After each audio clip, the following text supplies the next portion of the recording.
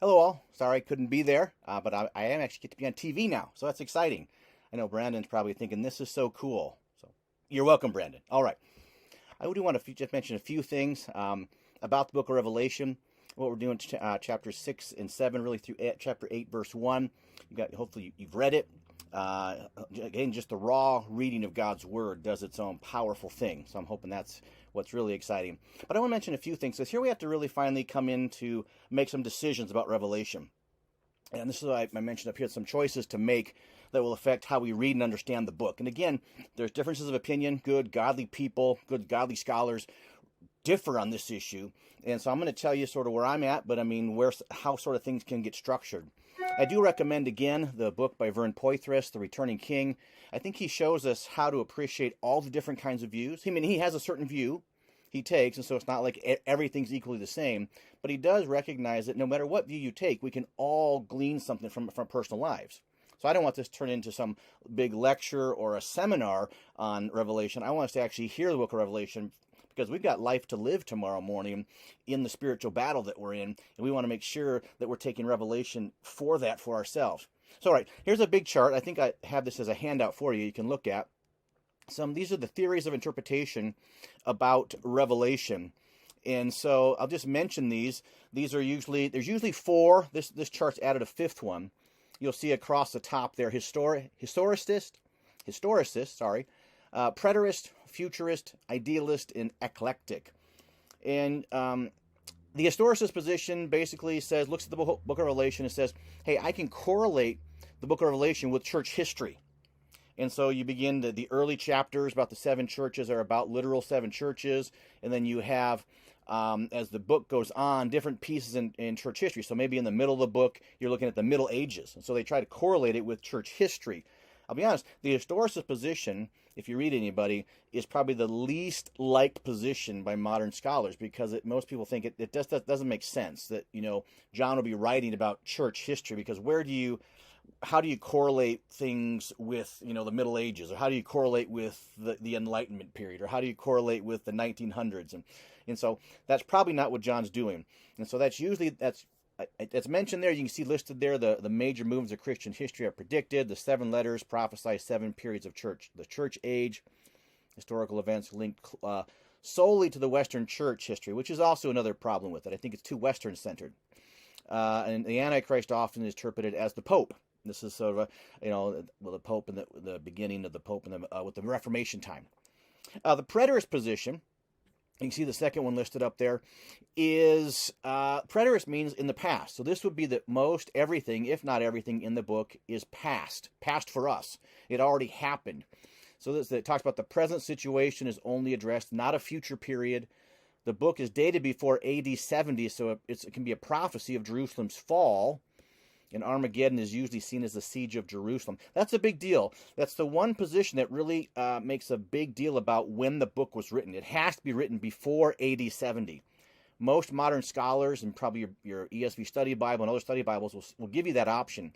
It's usually written in the time of Nero, which is called the early date, in the 60s, or it's written in the time of the Emperor Domitian, which is in the 90s. That's the late date. The preterist position says it has to be the early date. So they make big arguments for that, so that it can be future for John, but now past for us, if that makes sense. So when John actually wrote it, all the stuff he was writing about was future prophecies, but it was primarily about the destruction of Jerusalem. The next box there says the Jewish persecutors of the church are judged for their apostasy. The readers are assured they are the true Israel, and prophecy is also about Roman persecution and the fall of the Roman Empire. And again, these different positions, especially when we get to preterists, futurists, and idealists, have different nuances. And so you find different preterists, and some people will say there's pieces of preterism. Some of it refers to the past. So I think it's a position that you can look at and think that it has some merits to it. The futurist position is probably the one most people are familiar with. This is that the stuff is in the future. The beast is somebody that's still coming. Maybe he's on Earth right now, but maybe he's not. But maybe we haven't seen him yet. So you can see the visions of chapter 4:1 through 22:5 deal with the future time before the end of history. The symbols are often usually interpreted very literally. Ethnic Israel is to be reinstated to its land. The church is raptured to heaven before the 7-year tribulation. The Antichrist reigns on earth during tribulation. The evil nations gather to fight over Jerusalem, but Christ defeats them at his second coming. There's a literal reign on earth of 1,000 years in which Satan rebels and is defeated in the last battle. And following the last judgment, Christ reigns eternally with the saints in new heaven and new earth. And again, different futurists will nuance that a little differently. But this is something that comes into how you might want to understand your millennial view, which we'll talk about later when we get closer to chapter 20 and all those kinds of things. But again, this is just the reading strategy. Is it primarily in the past or is it futures? If you're familiar with the Left Behind series or the movies, this is a futurist perspective. And most of us sort of have that futurist perspective. And most all the views will recognize, well, there's some future element. Obviously, the full coming of Christ is yet future. And yet this view says, well, the entirety of the book, at least from chapter 4 onward, is future. The idealist view is a view that says it's a symbolic portrayal of a cosmic conflict between good and evil. Think about ideas. That's right at the heart of idealism. It's the ideas of the book of Revelation. It's a universal depiction of the struggle between God and Satan. So this applies to every age. We're not trying to correlate it with history or the past or the future, certain specific events, but rather it's an idealist portrait based on the ideas, and so the conflict is useful for every period of church history. The symbols are not related to historical events, but portray timeless truths. The seal, trumpet, and bowl cycles show God's judgment on unbelievers at all times, and the 1,000 years is not future, but contemporaneous with the church age. So this view would say, hey, we're in the millennium right now, the 1,000 years. We'll pick that up again when we talk specifically about the 1,000 years. The eclectic view, it's a modified idealist perspective. The first coming of Christ is to deliver, judge, and establish the eternal kingdom is the only specific prophesied historical event. So that would be sort of toward the end. The events throughout history portrayed symbolically, and the majority of the events are trans-temporal and applicable throughout church age. And the beast is many antichrists throughout church history as well as the final antichrist. And so you can see that the eclectic view sort of picks up some things from the preterist and the futurist and the idealist. And so sometimes people because they like to combine everything together, is throw all the ingredients together. And so, again, that's just sort of how you're going to structure the book of Revelation. And what you choose there is going to determine how you understand sort of the rest of the book. It doesn't mean there can't be applications from any one of those views that would apply to this time. So even if you think the entire book is completely future, so that all the stuff about the beast and the false prophet and all those things are completely still future, you still might be able to pull out applications for the church today. And so that's what we want to look for. And I think that's what Vern Poythress does in his book so well, no matter what view you take of interpretation, because there's only one correct interpretation. So whatever it is, we might have to disagree about those kinds of things. I think there are all sorts of applications that can be pulled from the text that are relevant for any time in church history. And so even if the interpretation is futurist, the applications can be still for today, if that makes sense. If not, we'll talk more about that. But that's just a quick general chart, and you can keep sort of a handle on what's going on there. Here's the theories of interpretation again. I just mentioned the first three: historicists, preterists, futurists. They're also linked to historical markers. And here was Vern Poythress he says he thinks the combination of these views is probably closest to the truth. The imagery in Revelation is multifaceted and is in principle capable of multiple embodiments. I like that. Not multiple interpretations, but multiple embodiments. We could see, let's say there is a future beast that's coming. Well, we can look at the nature of the beast, for example, and say, there's beast-like figures today. There are beast-like things happening to the church today. And so that's one way to look at multiple embodiments. Idealists maintain that general principles are expressed, as we saw. If so, those principles had a particular relevance to the seven churches and their struggles in the first century. That'd be sort of the preterist view. The principles also will come to climactic expression in the final crisis of the second coming. That's the futurist view. We ourselves are involved in the same spiritual war, and so we must apply the principles to ourselves and our own time. And so, hence, many passages have at least three main applications, namely to the first century, to the final crisis, and to us in whatever time we live. So you can see a little bit of blending of all the views in terms of at least application. That's one big issue you have to sort of wrestle with. What do I think about that issue? All right, the next one. The structure of the book of Revelation. And this may be a little more challenging. It's maybe not as well known or heard. We have to decide, is the book of Revelation a linear progression, or does it cycle back to go over the same material again? And the language used in commentaries, for those that some of you will eventually go look at commentaries and these kinds of things, is called recapitulation. That's just a big fancy commentary theological word. That's sort of to cycle back and go over the same material again. So I give you sort of a quick a little bullet point here, a diagram of the linear and chronological progression. Like we're going to see, for example, tonight you've read about 7 seals that were broken by the Lamb. And then after that, there's 7 trumpets. And after the 7 trumpets, there's 7 bowls. And so the linear, chronologically progressive view would say, hey, you got the seals, and right after that, then you have the trumpets, and then you have right after that, you have the bowls. And so it's basically 21 things. 7 seals, 7 trumpets, 7 bowls, add all that together, 21 sort of events.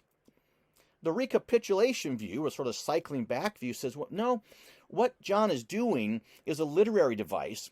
So you have the 7 seals that all end up leading to really a form of the coming of Christ. It tells the story from a certain perspective.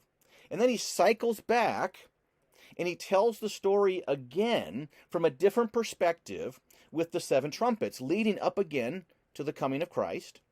Then he does the same thing again with the 7 bowls. And so it's the same sort of sequence under 3 different labels: seals, trumpets, and bowls. And this is the literary way of looking at this. There is an intensification each time the story's told.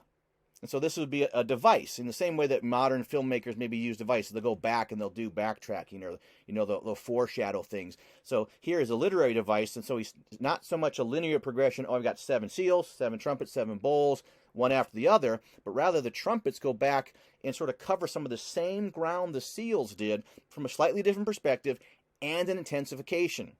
For example, one of the seals talks about a fourth of everything being destroyed. Well, when you come to the trumpets, it becomes a third. And so that's more of an intensification. Now, there's more that's destroyed with the trumpets. And so that's just one way to think about that. So there's a thematic parallelism between the seals, trumpets, and bowls with increasing intensification. And I'll just give you, and I'm finding more and more this to make sense to me as I read Revelation. So we'll talk more about that when we're all together, or at least when I'm back with you. The strongest argument, here's one commentator, Greg Beale. The strongest argument for the recapitulation view is the observation of repeated combined scenes of consumptive judgment. What's that mean? Think about the consummation, the end time judgment. So the scenes of the end time judgment and salvation found at the conclusion of various sections throughout the book. The pattern of these scenes is always the same, consisting of a depiction of judgment followed by a portrayal of salvation.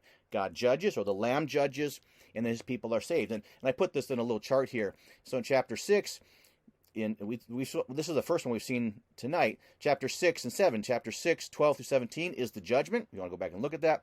And then the salvation depicted is in chapter 7, 9 through 17. Now, if you go and now you look at the 7 trumpets, the last section also has, here it's one verse, 11, 18, you have judgment and salvation.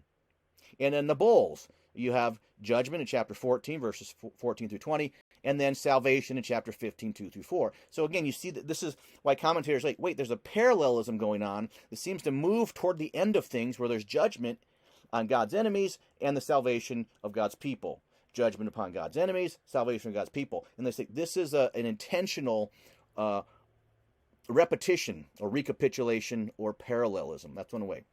So with that, I do want to mention this. This is more the technical stuff. You don't have to have it all figured out to benefit from Revelation. That's the good news, right? And you don't have to all figured out now. You might even choose, well, okay, that makes sense. But maybe, the next time you're going through Book of Revelation or you're reading a different commentator and they're saying a different view, well, try that view out for size. Matter of fact, that's the next bullet point here. Different interpretations and structures can be looked at like models in science. Try them out and see how they do in making sense of the data in the book. That's ultimately the payoff. If somebody gives you a theory, hey, look at the book this way, does it make sense of what you find in the book? Ultimately, it's not my interpretation or a scheme that is the inspired Word of God. The inspired Word of God is the book of Revelation. We're just trying to do our best to figure out, okay, what does it mean? What does it say? And how does it apply? And so I think John had a certain structure in mind. We're trying to figure it out. And so if today you've got, okay, this makes sense, parallelism, maybe some other teacher will say something a little different that'll convince you otherwise. So be open to those things. My mind has shifted on the book of Revelation in different ways and over the last, 20-some years, and I think that's fine. Hopefully that's growth, and I'm not getting confused. But just be aware of that. So hold your interpretations lightly. And always keep this in mind. What would have made sense to a first century audience. That's key. That's always a key interpretative, sometimes called a hermeneutical perspective. How do we approach the Bible? It had to make sense to the first century. Those first 7 churches read this, and they were supposed to take comfort from its message. And so it had to mean something to them. So there's always going to be some sort of first century element.